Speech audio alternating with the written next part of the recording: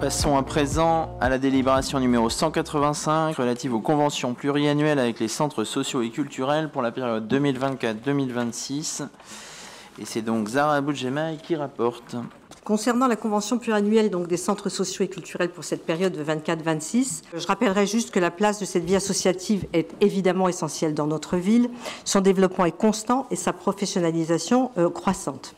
Pour la période 21-23, les conventions pluriannuelles avaient été établies avec les centres sociaux portant sur 3 ans. Elles ont pour objectif le versement des subventions pour permettre la mise en œuvre de leurs projets sociaux, agréés évidemment par la Caisse d'allocation familiale. Ces conventions arrivent maintenant à expiration à partir du 31 décembre 2023, afin à la fois de pérenniser les activités du tissu associatif de ces nouvelles conventions pluriannuelles de financement pour la période 24 à 26 doivent être établies avec les centres sociaux et culturels. Il est donc proposé au Conseil municipal d'approuver les conventions passées avec les centres sociaux suivants.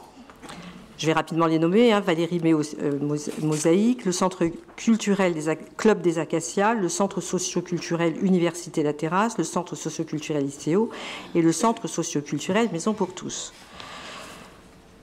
La nécessité donc de ces conventions permettra de poursuivre, comme je le disais, et de pérenniser l'ensemble des activités.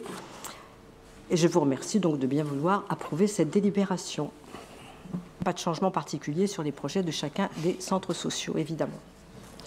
Il est vrai que nous aurions pu poser cette question en commission de préparation du conseil municipal. Comme nous avons pu le signifier dernièrement, analyser plus de 600 pages d'annexes en moins de 48 heures est une tâche difficile, pour ne pas dire impossible, quand bien même plusieurs personnes s'attellent à ce travail. Cela étant dit, nous sommes parvenus ensemble à trouver une solution et je souhaite tout particulièrement remercier Madame Boudjemaï pour son écoute et sa compréhension. Ainsi, nous ne reviendrons plus sur ce sujet. Néanmoins, concernant ce point, quelques interrogations subsistent. Nous l'avons compris, cette délibération est une convention de subventionnement. Mais nous savons également qu'une convention d'objectifs est également réalisée entre chaque centre social et la CAF. Notre question est donc la suivante. Il y en a plusieurs. Disposez-vous de ces conventions? Si oui, serait-il possible de nous les faire parvenir?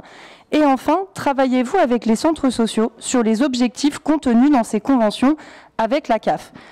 Plus que de simples actes administratifs, ces conventions permettent de mieux répondre aux besoins de notre population grâce à nos centres sociaux et nos divers partenariats. Car rappelons-le, c'est bien pour les Nantériens que nous œuvrons ici. Je vous remercie.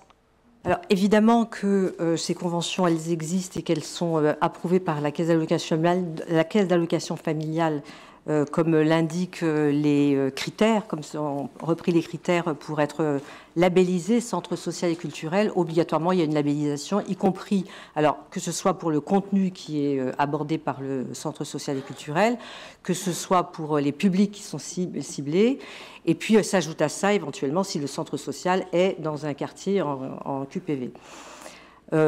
On pourrait, je le dis juste comme ça pour le moment, mais on pourrait vous faire parvenir éventuellement, peut-être pas l'ensemble, mais en tout cas les points essentiels ou les points d'accroche sur les conventions prises avec la Caisse d'allocation familiale. En tout état de cause, ils répondent aux critères que sont la labellisation d'un centre social et culturel. Mais pour nous, bien sûr dans le dialogue, et parce qu'il y a des conventions d'objectifs qui sont sur pluriannuelles, parfois, il nous arrive effectivement, nous-mêmes, autour de la table, d'appuyer plus sur un aspect qu'un autre, et en particulier sur la question actuellement, si vous avez le contrat de projet éducatif local, pardon, pas départemental, le nôtre, qui appuie particulièrement sur les questions de parentalité, aujourd'hui, en parfaite adéquation avec ce qu'attend la Caisse d'allocation familiale des centres sociaux, donc sur les questions de parentalité, donc sur les questions d'autorité, etc., mais aussi sur les questions de santé, sur les questions d'accès au numérique, par exemple, aux ateliers sociaux linguistiques, etc., etc. Tout ça fait l'objet, effectivement, d'un travail en collaboration parfaite avec la Caisse d'allocation familiale. Donc peut-être dans les jours à venir, comme je vous le disais en commission de préparation du Conseil, on vous fera parvenir les éléments essentiels, peut-être sous forme de tableau. Et ça n'est pas la même chose d'un centre social à l'autre, puisqu'évidemment, il répond aussi aux besoins des populations dans les quartiers. Ça n'est pas linéaire. J'espère que j'ai répondu entièrement à la question. Je rappelle juste avant le vote que Madame Madeleine Moffret ne peut pas participer.